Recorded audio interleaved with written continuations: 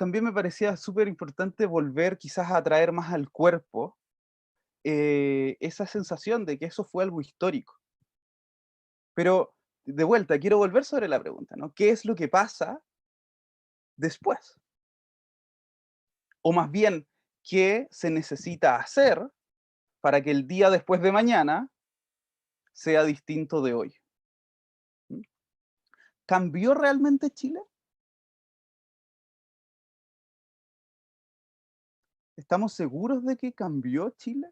Nos guste o no nos guste, ¿no? Pero, o me pregunto, quizás somos como este punto rojo en esta línea aquí, que está en un movimiento muy, muy movido, que, pero, pero quizás más adelante en realidad el río vuelve a su curso y todas las cosas vuelven a ser como antes porque hay cierto peso de la inercia. ¿Realmente estamos agarrando una senda distinta? ¿De qué dependería eso? ¿Mm?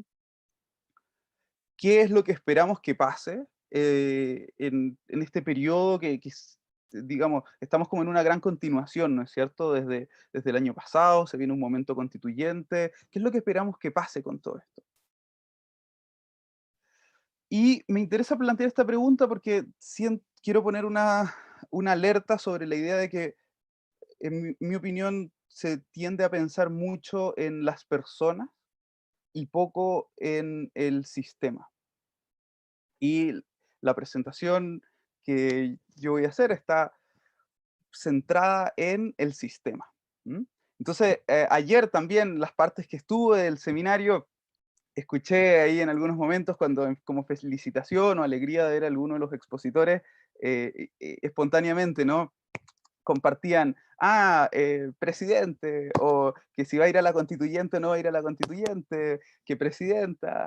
Y es interesante, ¿no? Y esa es una reacción bien natural, desde luego un halago para las personas que lo reciban, pero siento que también tiene que ver con el que ponemos mucha expectativa de que,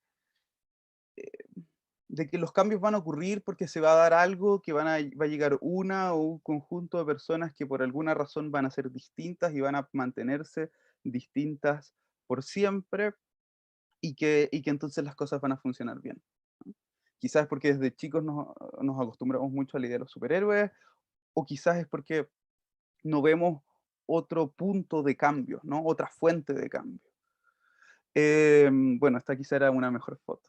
Y también siento que se pone mucha atención en las personas cuando eh, estamos en el otro lado, ¿no es cierto?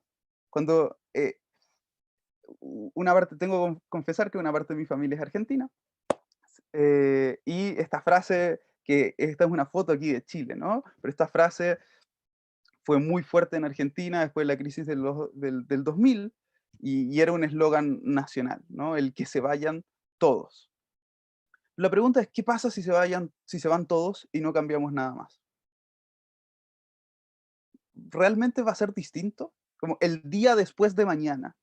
Y para justificar el haberlos hecho ver ese pedazo de la película, ¿no? El día después de mañana, cuando se hayan ido todos y todas, ¿va a ser distinto? ¿Basta con que cambien las personas y no cambia nada más? Yo creo que no. Creo que las personas, sin lugar a dudas, son muy importantes, ¿ah? Y espero que elijamos bien y con mucha conciencia, pero creo que no es suficiente.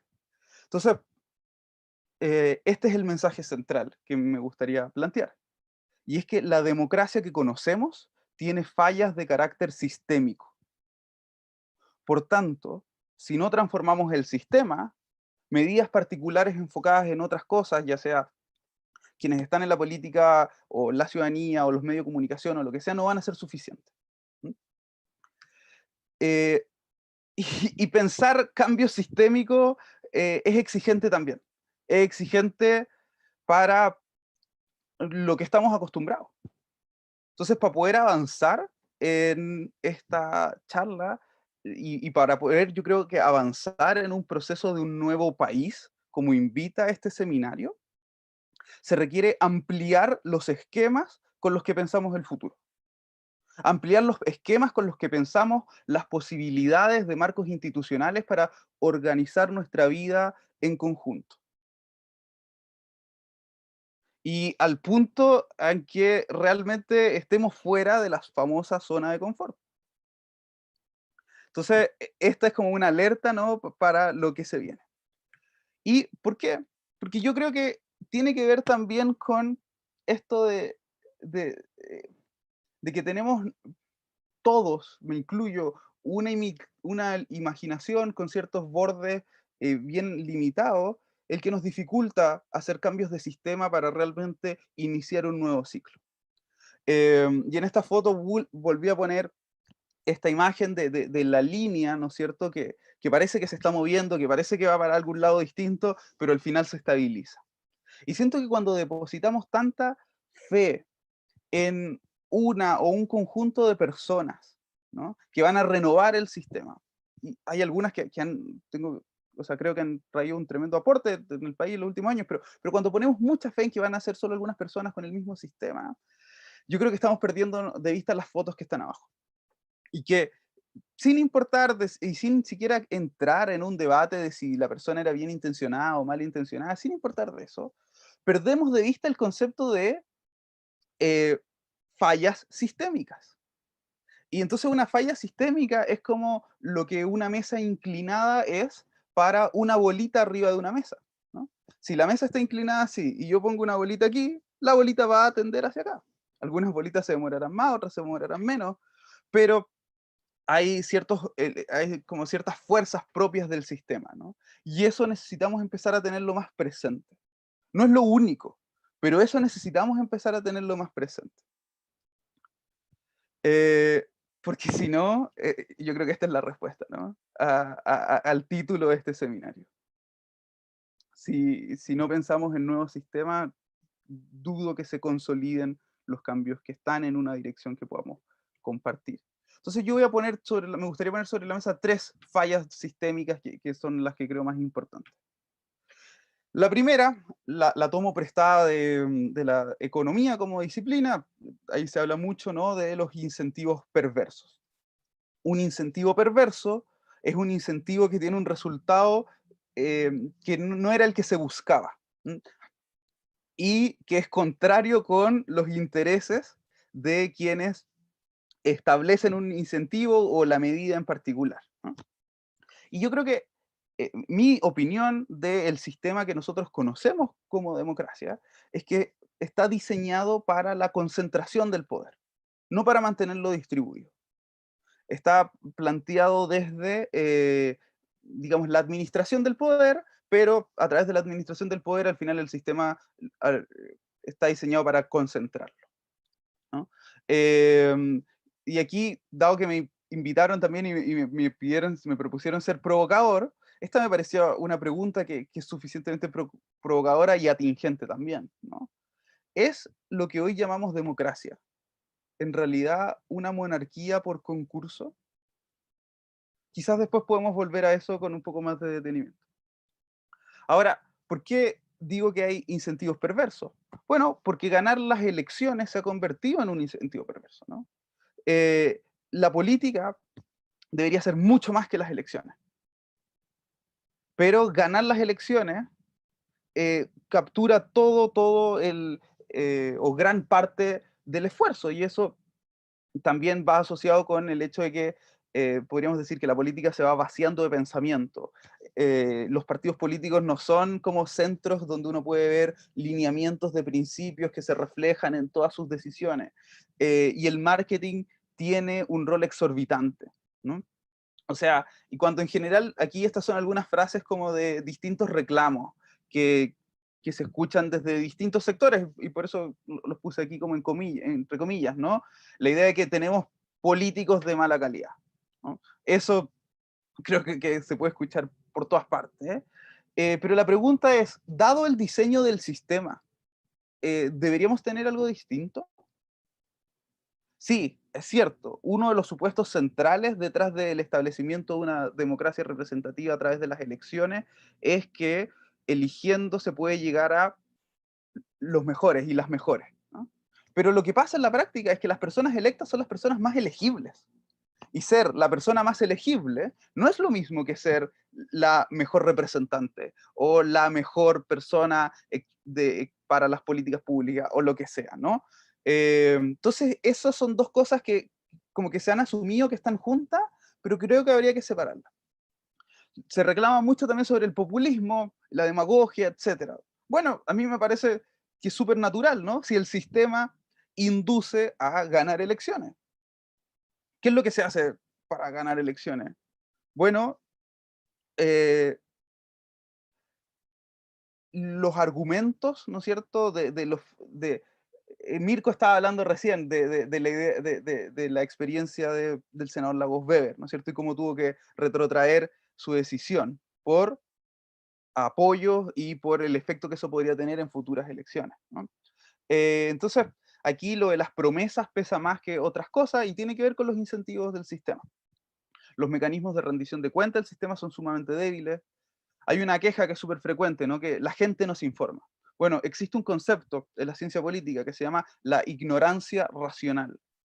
Ser ignorante, racional, puede ser racional en algunos contextos. Y no es lo mismo que ser tonto o tonta. Por ejemplo, si bien cuando me invitan yo veo partidos de la selección, yo no soy un aficionado al fútbol. Y no entiendo mucho de fútbol, ¿sí? Me acuerdo más o menos cuántos jugadores hay por lado y ese tipo de cosas, ¿no? Eh, y bueno, dado que no me interesa y que prefiero enfocarme en otras cosas, en realidad soy bastante ignorante del fútbol. Soy completamente ignorante de la liga de fútbol y de todo eso. Si quisiese, podría aprenderlo, sí, y podría llegar a manejarlo bien, sí, pero racionalmente he decidido ser ignorante sobre eso. Bueno, lo mismo nos pasa respecto a otras cosas de lo público. Quizás desde lo inconsciente o desde lo consciente, pero hay algo que puede explicarse con una racionalidad de optar por ser ignorante sobre ciertas cosas. Y yo veo que el sistema en el que estamos, parte de esta primera falla de incentivos perversos, es que induce a la ignorancia racional. Y otras cosas que también, ¿no es cierto?, son bastante evidentes, que los medios tienden a la polémica y la inmediatez, que hay una preponderancia del corto plazo, y que la sociedad en esta dinámica de eleccionitis tiende a la polarización, porque caemos más fuerte en una dinámica de buenos y malos. Y yo creo que si se quiere fundar un país o refundar un país o abrir un nuevo ciclo, como se quiera llamar, necesitamos dar un paso hacia algo distinto. Y esto yo creo que queda extraordinariamente reflejado por esta frase de Roger Stone. Me imagino más de alguno habrá visto el documental que está en Netflix, ¿no? Donde dice, "Politics is show business for ugly people", ¿no? Esto es farándula, es show para gente fea. Le faltó decir para gente fea y aburrida. Pero es un poco desde donde también nos muestra, desde donde se está aproximando el trabajo de las campañas políticas. No digo que todas sean así, pero eh, creo que Roger Stone y el trabajo que hicieron para Trump lo refleja fuertemente, ¿no? Y entonces aquí tenemos como un contrasentido completo, ¿no? El diseño del sistema que tenemos nos lleva a esto. Em, no estoy, y otra cosa que va de la mano con esto, que tiene que ver con los adelantos tecnológicos, que traen oportunidades, pero también traen tremendos desafíos, es la sofisticación que puede tener hoy en día el marketing, dado los espacios digitales en los que habitamos y nos comunicamos, ¿no? Esta es una foto de Alexander Nix, el que era CEO de Cambridge Analytica, empresa que trabajó con Trump, trabajó en el Brexit y un montón de otras campañas, y aquí está mostrando esto de la mensajería segmentada de acuerdo a criterios psicográficos, donde básicamente cada publicidad política que las personas recibían era directamente un misil a sus miedos para activar, ¿no? De acuerdo a lo que la persona pensaba. Y desde la perspectiva de los marqueteros se dirá, bueno, lo que aquí estamos haciendo es comunicar con mayor precisión para las que personas puedan decidir mejor, con más información. Pero a mí me parece que esto ya cruza cierto nivel donde no estamos hablando de información, estamos hablando de manipulación y por lejos, ¿no? Entonces, esos son uno de los desafíos. La segunda falla tiene que ver con una rigidez estructural ante la transformación digital, ¿no? Y es sumamente evidente que existe una brecha entre la velocidad a la que las instituciones y la política en particular se adapta con la brecha, con la velocidad a la cual va avanzando la tecnología, va cambiando la cultura y transformándose las otras dimensiones de la vida, ¿no? Y esta brecha hace que la dinámica de funcionamiento del sistema vaya siendo cada vez más incoherente con la vida a la que nos estamos empezando a acostumbrar a vivir en el resto de los espacios, y hace que no se aborden como deberían abordarse tanto las oportunidades para hacer que el sistema sea más representativo, más inteligente, más ágil, ni se abordan los problemas que algunos de estos desarrollos tecnológicos traen. Entonces, necesitamos también un nuevo sistema que se pueda hacer cargo de esto. Pensemos que en el siglo XVIII así era la forma como accedíamos a información. Y así es la forma como hoy accedemos a información. Radicalmente distinto. Estas dos fotos no son tan radicalmente distintas. Es cierto que han cambiado algunas cosas, pero la diferencia es fuerte, ¿no? Y la tecnología, desde luego, siempre ha influido en la forma de organización social. La imprenta y el periódico fueron claves para el surgimiento de lo que llamamos la democracia moderna. La radio y los otros medios de comunicación fueron claves en la ampliación de la base electoral a lo largo del siglo XX, y hoy el siglo XXI tiene un montón de desarrollos, fines del siglo XX y el siglo XXI tiene un montón de desarrollos tecnológicos que yo creo que nos plantean preguntas serias. La respuesta no es evidente, ¿no? Y no se trata de ir hacia ideas simplonas de que ahora con una app, listo, reemplazamos todo. Me parece que no. Pero tenemos nuevas preguntas y necesitamos mirar las oportunidades, los desafíos y los dilemas que se presentan, entendiendo que ahora tenemos nuevas capacidades, tanto a nivel individual como a nivel colectivo. Esas mayores capacidades de procesamiento de información, de transferencia de información, de registro de información, o sea, la inteligencia, la memoria, la comunicación se ven potenciadas con pros y con contras. Entonces, todo esto ha pasado, pero el sistema tiene una rigidez estructural que dificulta su incorporación. Y la tercera falla, que puede parecer evidente, pero hay que ponerlo sobre la mesa también, ¿no? Y es que son los incumbentes quienes definen las reglas y quienes al final del día tienen la llave para transitar hacia nuevos sistemas, ¿no? Y esto es un desafío porque eh, no sé si es que estará incluida entre las 50 leyes que hablan Mirko y, eh, y Mayol, ¿no es cierto? Pero me parece que la primera regla del poder es concentrar poder, ¿no? Como eh, está en todas las películas esta idea, ¿no? De que no es un cachorrito que se quede tranquilito para que uno lo toma, uno no va a pedir, por favor me distribuye poder, ¿no? Esa no es la historia. Y en línea con esto también, y las dos cosas que veíamos antes, en general lo que pasa es que quienes están electos en las posiciones que pueden tomar estas decisiones tienen pocos incentivos para cambiar el sistema. Y por otro lado, sí es cierto que se trata de un desafío complejo y muy delicado que requiere una perspectiva de largo plazo. Ahora, esto no significa que por ser difícil no haya que abordarlo. Todo lo contrario, lo que yo creo, y la razón por la cual he venido trabajando en esto en los últimos 5 años, es porque dado que es muy difícil y dado que es muy delicado, necesitamos estarle prestando atención. Entonces, bueno, ¿por qué es importante? Lo primero es porque a mí me parece que si no cambiamos la forma en cómo se toman decisiones, no vamos a llegar a resultados muy distintos. Y aquí piensen en el ámbito en el que quizás puedan tener más conexión, ¿sí? Educación, salud, medio ambiente, lo que quieran, ¿no? Y yo creo que esta insatisfacción con el funcionamiento actual del sistema respecto a lo que podríamos esperar hoy en el siglo XXI es bastante transversal. Desde distintos sectores de la sociedad y de distintas sensibilidades políticas podemos tener distintos miedos de qué es lo que pasa si sale mal, pero, pero, pero también deberíamos todos tener súper claro, todos y todas, de que si queremos resultados distintos, entonces deberíamos prestarle atención a cambiar la forma en cómo estamos tomando esas decisiones. Y lo segundo tiene que ver con el, lo que, esto es quizás un paréntesis, ¿no? Pero tiene que ver con lo que se percibe, en mi opinión, un poco hoy como estado de ánimo país, ¿no? Em, y, y creo que esto también hay que tener cuidado y hay que prestarle atención.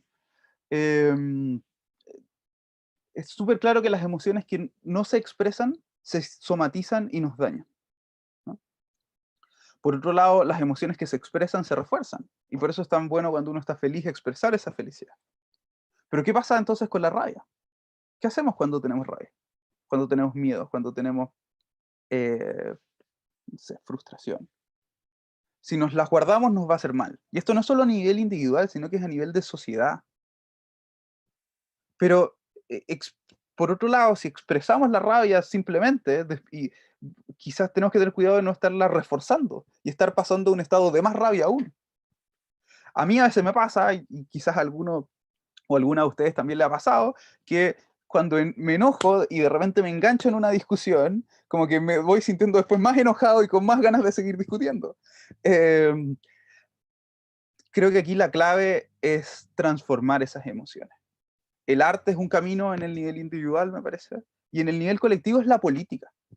Pero para poder transformarla necesitamos mirar desde perspectivas distintas y poder salir de esta dinámica de polarización. Entonces, ahora me gustaría pasar hacia cuáles son ciertas, a revisar algunas alternativas, ¿no? Que están bien fuera de la caja, pero que deberíamos empezar quizás a revisar con mayor seriedad. Y el encuadre perfecto me parece esta frase de Bucky Fuller, un arquitecto innovador muy destacado que nos dice que nunca vamos a cambiar las cosas luchando contra la realidad que existe. Que si queremos cambiar algo, lo que hay que hacer es construir un nuevo modelo que haga obsoleto lo que hoy existe. Y eso me hace pensar un poco para traerlo a algo muy concreto y muy distinto de lo político, y ir poniendo ejemplos que están en otras cosas de la vida. En la historia de los autos eléctricos versus los autos de combustible, ¿no? Eh, y aparece aquí otra cosa, la idea de la innovación incremental versus la innovación disruptiva. Creo que la innovación incremental es importante y las mejoras incrementales también son importantes. Con esto quiero decir que hay muchos ámbitos donde hay que trabajar para mejorar el actual sistema político que tenemos. Y eso es sumamente necesario y es muy valioso. Ahora, eh, así como aquello es importante, también es muy importante dedicarse a la innovación disruptiva, a buscar nuevas alternativas. Al auto eléctrico no se iba a llegar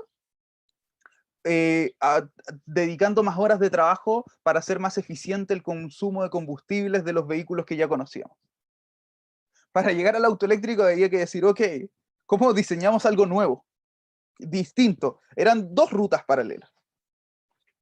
Qué bueno que avanzamos en la eficiencia del consumo de combustible, pero qué bueno que también se avanzó en lo otro. Y el paralelo entonces es la política también. ¿Estamos haciendo eso?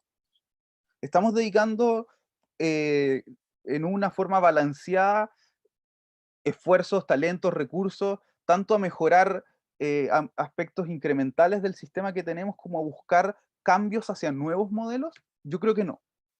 Y aquí tres alternativas de solución, o quizás no es el mejor nombre, ¿no? Pero tres conceptos, tres semillas para nuevos modelos que creo que abren la discusión.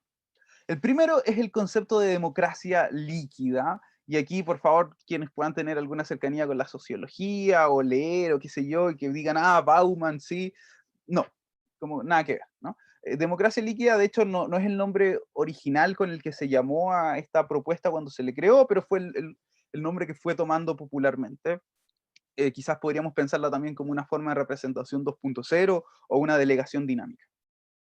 Y aquí, entonces, pensemos un punto medio entre la famosa dicotomía entre democracia directa y democracia representativa, ¿no? Que es una dicotomía en la que en general estamos tan anclados, ¿no? Como democracia directa o democracia representativa. Em, y como que de ahí no salimos además, ¿no? Además, como si no hubiera ninguna otra cosa. Bueno, aquí hay algo que es un punto medio y quiero usar estos monitos para ejemplificarlo. Pensemos que somos una sociedad de 7 personas, ¿no? Entonces, si estuviéramos en una democracia directa, bueno, es fácil. Cada persona tiene un voto, ¿no es cierto? Por otro lado, la democracia representativa, que la conocemos porque es la que vivimos, no me alcanza para ponerla aquí, representarla con estos monitos en algo que sea eh, significativo, porque estas son las proporciones aproximadas de la realidad nuestra actual, ¿no? Hay en Chile, de acuerdo al CERVEL, según lo informado en enero, alrededor de 14,7 millones de personas habilitadas para votar. Y si pensamos, por ejemplo, en el Parlamento como espacio de representación, existen 198 representantes. Eso significa que hay uno o una representante cada más de 74.000 personas. ¿Sí? ¿Y por qué hago ese paralelo? Porque la representación, esta es una idea de Brian Ford, quien es el creador de este concepto hace algunos años atrás y me parece muy lúcida, parece tener como un paralelo con las imágenes digitales, ¿no? Entonces, cuando estamos más cerca, si entre nosotros 400 tenemos que elegir a una persona para que nos represente, probablemente vamos a tener algo mejor que si entre los 14.000, o no, quizás ese ejemplo no es tan bueno. Pongámoslo más directo. Si en un grupo de 10, ¿no es cierto? Es más directo, hay más representación. La representación es digamos, de mejor calidad. Ahora, cuando se va agrandando y alejando eso, es como que se fueran perdiendo píxeles y se va empeorando la calidad de la imagen. De la misma manera podemos pensar que se va empeorando la sensación de representatividad, ¿no? Y la vivencia de representatividad.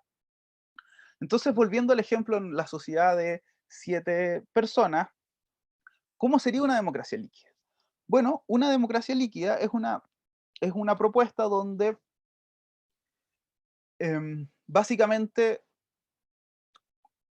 podemos elegir distintos representantes para distintos temas o incluso, si en algún tema lo queremos, participar directamente.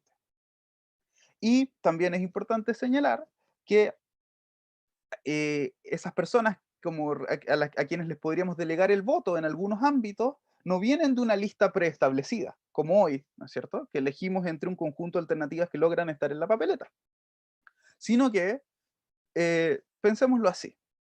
Por ejemplo, en esta sociedad hubo un tema para el cual 4 personas quisieron participar directamente y hubo otras 2 que quisieron delegarle quizás a su profesor de la universidad. O alguien le quiso delegar a su mamá, otro le quiso delegar a el periodista famoso que da charlas y que sale en Twitter y etcétera. No sé, podemos tener distintas razones y argumentos para juzgar quién es mejor de que nos represente. ¿Sí?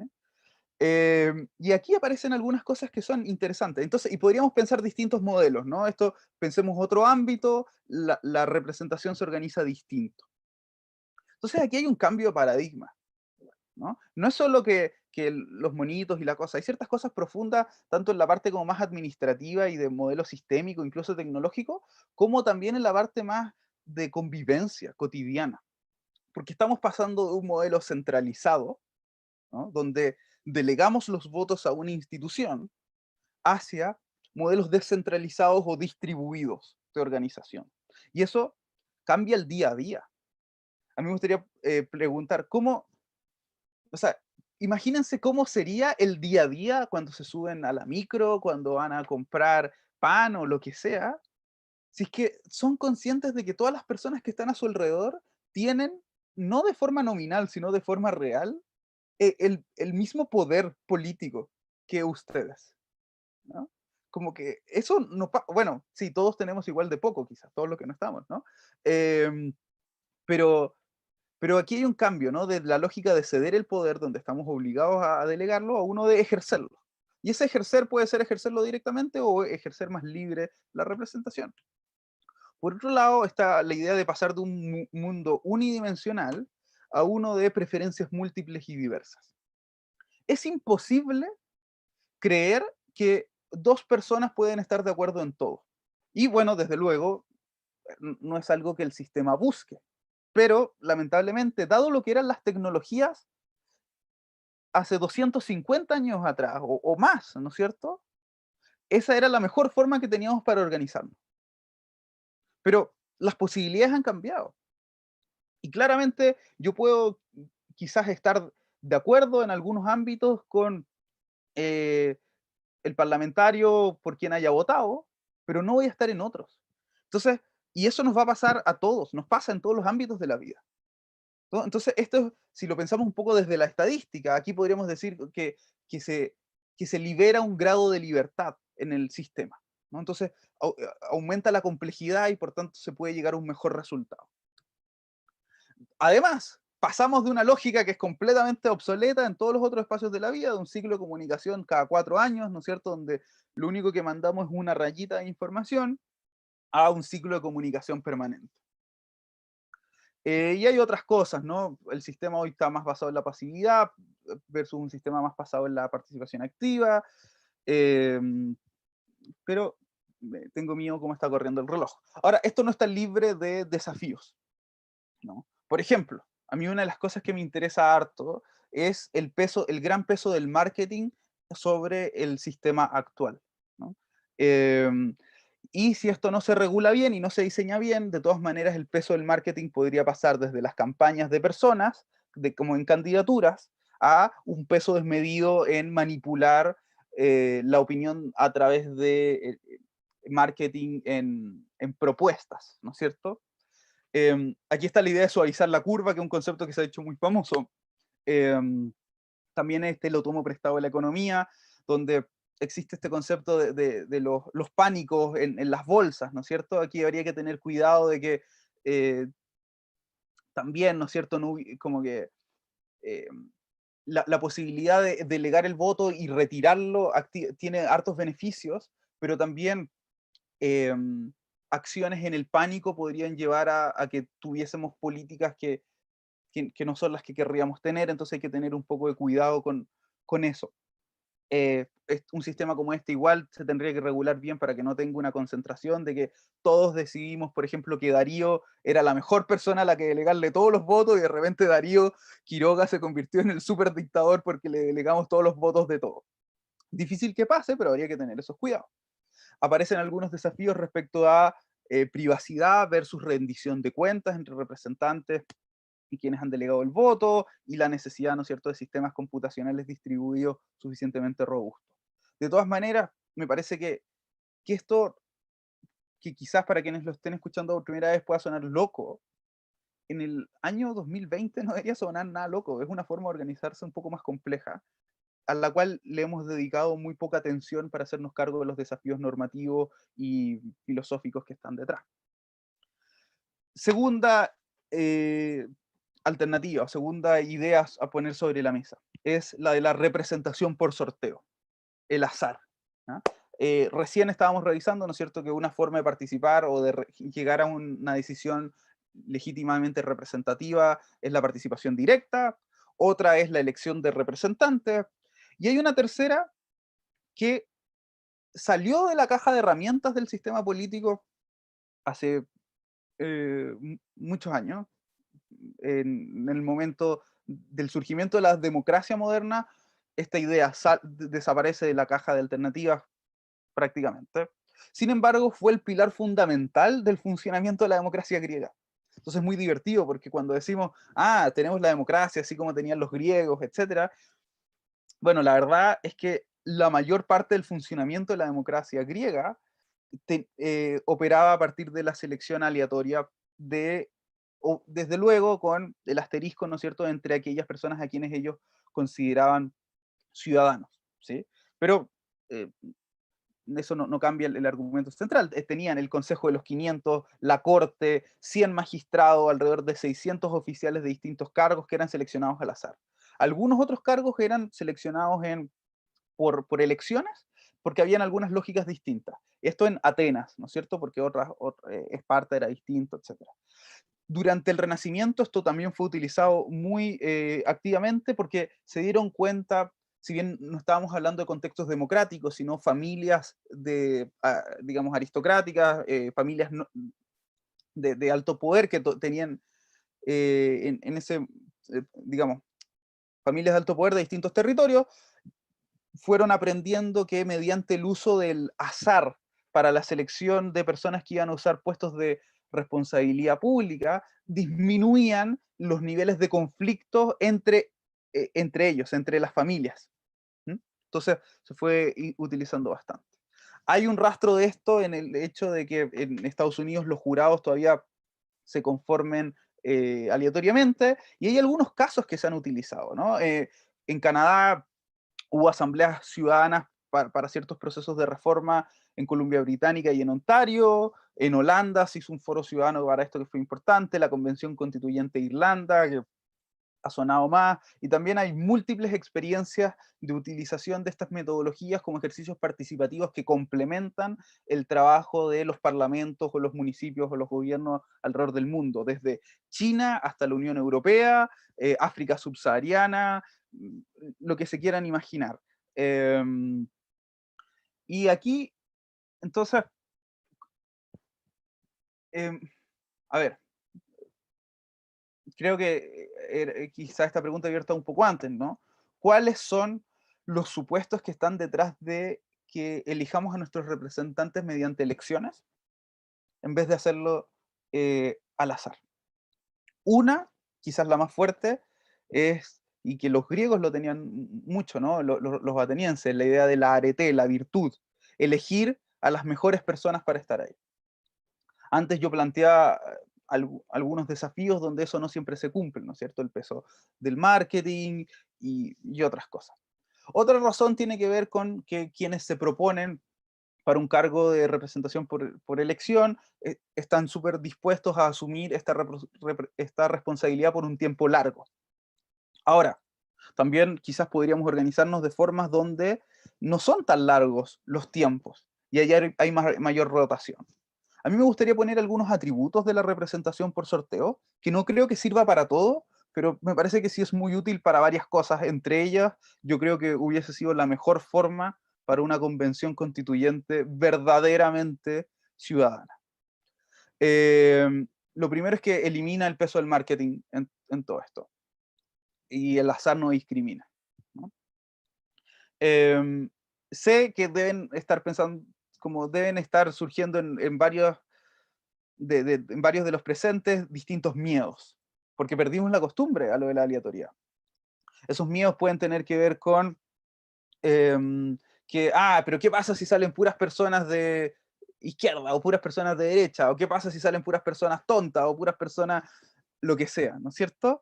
Eh, bueno, en realidad no va a ser así, porque si uno lo diseña de acuerdo, con ciertos principios estadísticos que ya están súper probados, etcétera, eh, las probabilidades de que, o sea, si eligiéramos 670 personas, podemos tener un 99% de confianza de que vamos a tener un grupo que sea representativo de las características observables y no observables del país.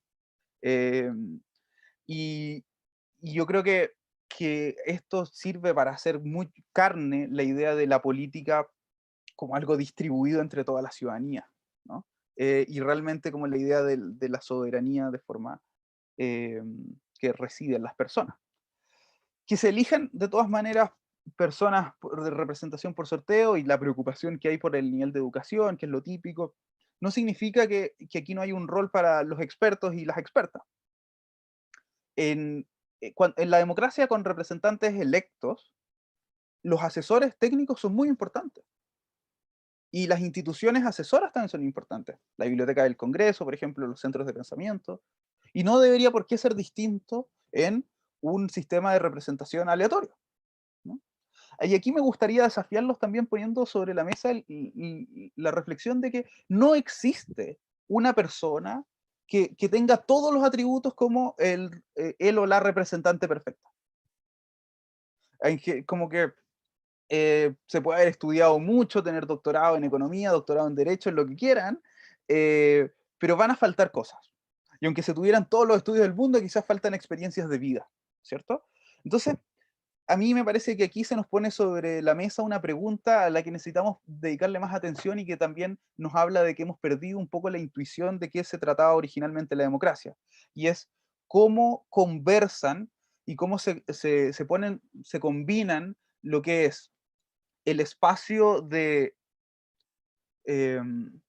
legitimidad con la expertise técnica, ¿no?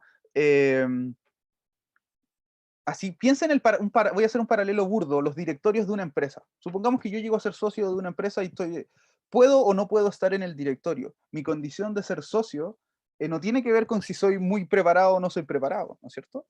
De la misma forma, nuestra condición de ser ciudadanas y ciudadanos de este país o del país que sea, ¿no es cierto?, del mundo, eh, deberíamos considerarlo como parte de la condición humana, ¿no? Entonces ahí aparecen ciertas tensiones que son bien interesantes entre eh, la parte de soberanía y la parte de expertise, preparación, etcétera. Por último, me gustaría cerrar esto, y ya sé que me pasé, Darío, voy a avanzar rápido en la última parte, diciendo que sistemas como estos también se transforman en un incentivo para la inversión en educación pública.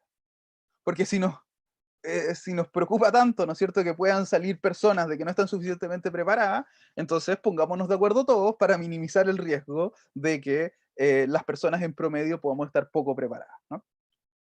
Y me faltaba decir, esto para los griegos fue tan importante, para los atenienses, tan importante que incluso inventaron una máquina, se llamaba el cleroterión. Esta máquina servía para que no hubiera dudas de que los procesos de sorteo fueron completamente independientes. Y déjenme decirles algo, con el pasar de los años y el avance de las tecnologías, que hay nuevos desafíos, también existe por lo que podríamos llamar una versión moderna del cleroterio. Aquí esta es una imagen tomada prestada de un centro de la Universidad de Chile. Esta es una iniciativa conjunta entre el Departamento de Computación y el Centro de Modelamiento Matemático de la Universidad de Chile, donde tienen esta iniciativa que se llama Random U Chile. Ahí tienen un faro de aleatoriedad. Un faro de aleatoriedad es la versión moderna del cleroterión, para hacerlo muy corto, ¿no? La versión moderna y computacional de esto, donde desde distintas fuentes que son completamente imprevisibles generan una semilla de aleatoriedad y luego con desarrollos criptográficos hacen que esto pueda ser verificable a posteriori. Entonces se tiene aleatoriedad pública. ¿Qué quiero decir? Que si es que ese es uno de los miedos que estaba rondando, es algo que se puede abordar, ¿no es cierto? Y afortunadamente, y esto tiene otras aplicaciones que van más allá de lo político que han sido muy útiles, pero que para una próxima. Y la tercera idea era la de legislación colectiva. Así como Wikipedia transformó el mundo y desplazó, ¿no es cierto?, hizo obsoleta a la enciclopedia británica, muy en la línea de Bucky Fuller, ¿no es cierto? Si quieres cambiar algo, crea un nuevo modelo que haga obsoleto lo que existe. Está la pregunta, ¿cómo desde la acción colectiva podríamos abordar la construcción de proyectos de ley? ¿Cómo podríamos aprovechar la acción colectiva y distintas otras herramientas tecnológicas que están sobre la mesa para la coordinación, para el acceso a información, para la elaboración de documentos conjuntos, como personas que no se conocen, que no necesariamente están en un mismo lugar, que no necesariamente tienen el mismo nivel de educación, que no necesariamente están de acuerdo, podrían en conjunto construir un proyecto de ley?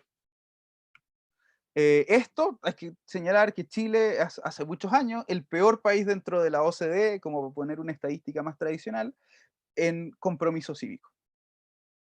El peor. Y uno de los indicadores que se mide es los espacios de participación que tiene la ciudadanía en la elaboración de regulaciones y leyes. Y esto aquí ya, quizás después en el break, si quieren, podemos volver y profundizar. Hay que mirarlo en distintas etapas del proceso de, digamos, de diagnóstico y formulación de una propuesta de ley, ¿no es cierto? Partiendo desde la problematización, la priorización de esas problemáticas, la generación de alternativas de solución, eh, aquí hay distintos ámbitos, y creo que es más complejo que un simple Wikipedia, pero hay más espacio donde se puede trabajar, y creo que esto es muy interesante. Y hay muchas otras cosas de las que podríamos haber hablado, distintos sistemas de votación. Hay estudios súper claritos que nos muestran que el sistema de votación, de elegir un representante, como la forma como votamos por quienes nos representan, no es la mejor para llegar a los mejores resultados. Hay cosas más concretas también, como los principios del gobierno abierto, que buscan hacer que las prácticas de participación ciudadana, transparencia y rendición de cuentas sean realmente significativas y no sean solamente un ticket de cumplimiento burocrático, sino que muevan la aguja. Está el trabajo de la sociocracia, y bueno, hay un montón de cosas. La pregunta central es, si es que con todas estas cosas desde una nueva perspectiva y con una apertura mental, ¿no es cierto?, más allá de lo que estamos acostumbrados, si es que tendría sentido que nos planteemos el desafío de diseñar un nuevo sistema, tomando los aprendizajes que tenemos de lo que ha sido el sistema que actualmente tenemos, pero que nos pusiésemos a diseñar un nuevo sistema. Un nuevo sistema que yo propongo tenga 3 principios que deberíamos buscar maximizar, ¿no es cierto? Que los procesos sean más legítimos, que los resultados sean más inteligentes y que el ritmo de la agenda sea más ágil. Creo que esa es la tarea que está por delante. Y ese debería ser el norte. Y para avanzar hacia allá, la clave es enamorarse del problema y no de la solución. No se trata de si es la democracia líquida o es el sorteo, no. Aquí el problema es cómo mejoramos la legitimidad, la inteligencia y la agilidad del sistema. Eso es. Y estemos dispuestos a cuestionar los modelos, a dejarlos de lado, volver a ponerlos sobre la mesa, etcétera. Ya veo aquí que apareció Darío, entonces me voy a saltar algunas láminas. Les quería contar un poquito de lo que yo he hecho en los últimos años, que es haber armado la Fundación Tribu, ¿no? La Fundación Tribu, aquí en toda esta charla yo estoy hablando a nivel personal, es súper importante, ¿no? La Fundación Tribu, una fundación apartidaria e independiente que se enfoca en innovaciones para transformar el futuro de la democracia en 3 ámbitos, ¿no es cierto? Uno bien aterrizado, que se enfoca en mejorar la gestión y la gobernanza de lo público con los municipios. Otro que se enfoca en traer a la práctica nuevos conceptos y nuevas herramientas, como lo que hablábamos, la aleatoriedad, estas cosas, pero traerlas a la práctica para colaborar con las actuales instituciones y mejorarlas. Y otra línea que busca generar y difundir conocimiento de vanguardia sobre nuevos modelos para la democracia. Así que eso, otro día les puedo contar de los libros que hemos sacado y cosas, las iniciativas que se vienen. Los próximos meses van a ser súper movidos porque vamos a lanzar un montón de cuestiones. Y el por qué, para cerrar, es la convivencia. No olvidemos eso. La pregunta primera tiene que ser cómo queremos convivir. Y dado el cómo queremos convivir, entonces diseñemos el sistema institucional para la democracia que queramos tener y que nos ayude a avanzar hacia allá. Y en eso una palabra que quizás nos suena mucho, yo creo que hay que tener coraje para ponerla, pero necesitamos ponerla más, en la afectividad. Creo que la política necesita afectividad. Creo que este trabajo y estas discusiones necesitan afectividad. Yo los escuché en el break antes. Creo que esas conversaciones también necesitan afectividad. Y a todos nos cuesta, yo me pongo ahí también. Sí, aquí es un desafío, pero hay que querer abordarlo. Entonces la invitación es a distribuir el poder y contribuir juntos al bien común y cambiar esa imagen de antes, ¿no? Del que se vayan todos al que entremos todos.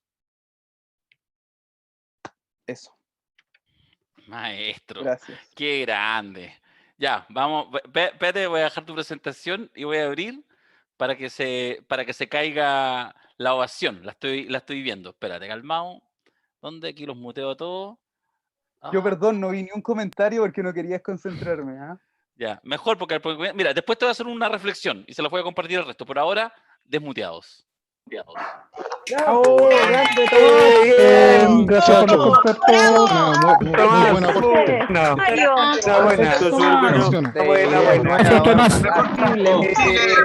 Bien, Tomás. De Tomás, muchas gracias. Gracias.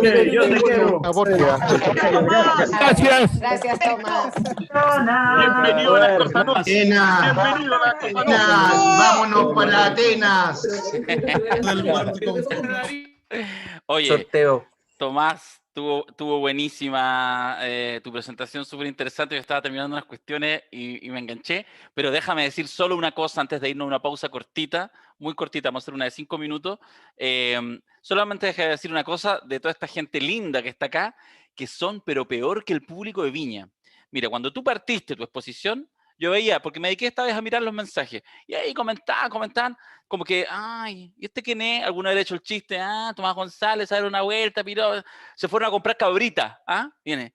Y de repente empezaron a cachar, se empezaron a enganchar, y ahora no, todas las gaviotas para Tomás sí, otro no, alargue. Son horrorosos, Por lo menos los que están participando en el chat son muy divertidos. No, genial, Tomás, de verdad, felicitaciones. Puedes desmutearte. Muchas gracias por esta provocación.